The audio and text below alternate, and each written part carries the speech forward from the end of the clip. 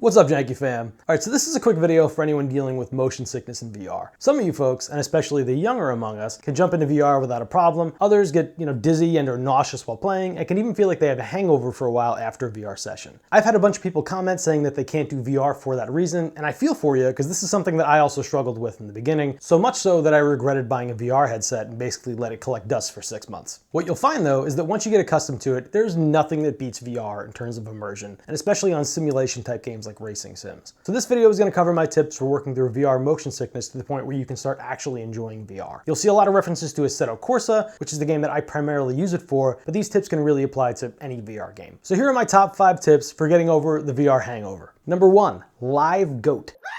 The first thing you're going to need is a live goat, and this might sound crazy, but I'll explain it more later. Actual tip number 1, check your fit. Before you jump into VR, you want to make sure your headset is set up correctly to give you the best experience. The first part of that is making sure it fits correctly. So adjust it until it's snug and doesn't flop around when you move, but not so much that it cuts off your circulation and you wake up on the floor covered in Cheeto crumbs. I will say that having a giant piece of electronics on your face will take some getting used to no matter what, but if it's really uncomfortable, you're already setting yourself up for failure. Another part of fit is adjusting the headset up and down to ensure you have the most crisp view. On my Reverb G2, I find that if it's a little too far up or down compared to my eyes, I get some visual distortion, which definitely does not help with nausea. And the last part is what's called IPD, or interpupillary distance, whatever. Basically, it means that you want to adjust the view for the distance between your pupils. My particular headset has this slider on the bottom where I can adjust to my comfort level. I generally adjust mine so that any binocular effect where I'm seeing separate images disappears, and instead I'm seeing one unified vision like I would in real life. Some lower end headsets unfortunately don't have this option, so if your eyes are spread really far apart or if they're really close together, you might unfortunately be out of luck. Tip number 2 is graphic settings. Another huge help is making sure you're seeing the smoothest image possible. It's hard to provide more specific tips on how to achieve that since everyone's setup is different, but essentially you want to adjust graphic settings to the point where you're not getting any drops in frame rate, including stuttering as you move the headset from side to side. In Assetto Corsa, for example, I aim for a stable 90 frames per second, and when it does occasionally drop, that's like instant nausea for me. Most games are going to have options where you can turn down certain visual details for the sake of stability, and if you're playing on Steam or Oculus, for example, you can adjust your headset resolution by game to help get the best performance. A lot of games will also have visual settings to make the experience less abrasive, for example, turning down excessive camera shake. If the game you're playing is particularly rough, you might want to consider moving on to something more beginner-friendly and coming back once you've got your sea legs. But yeah, spend some time optimizing your setup.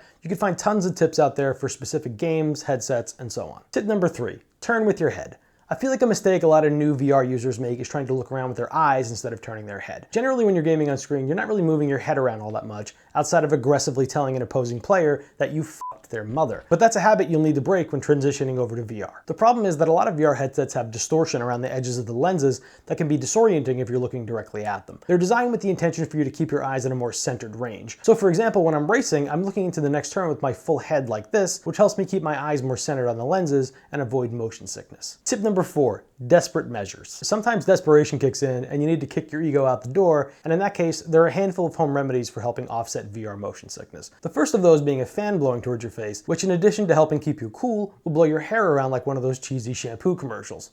I've never personally tried this one, but something about having air blowing in your face is supposed to help fight off motion sickness. Another one that I haven't tried that's supposed to help is chewing gum while you're playing VR, and if you're looking for scientific reasons for all these, you're probably on the wrong channel. What I have tried is taking anti-nausea medications. Just make sure you're taking a non-drowsy type, because otherwise we're right back to that waking up on the floor with Cheeto crumb scenario. I personally was taking one that was basically ginger, which is known to help settle your stomach, and I don't think it did a ton for me, but maybe it's worth trying during your early sessions to see if it works as a placebo, if nothing else. Really, none of these are a substitute for tip number 5, which is building a tolerance.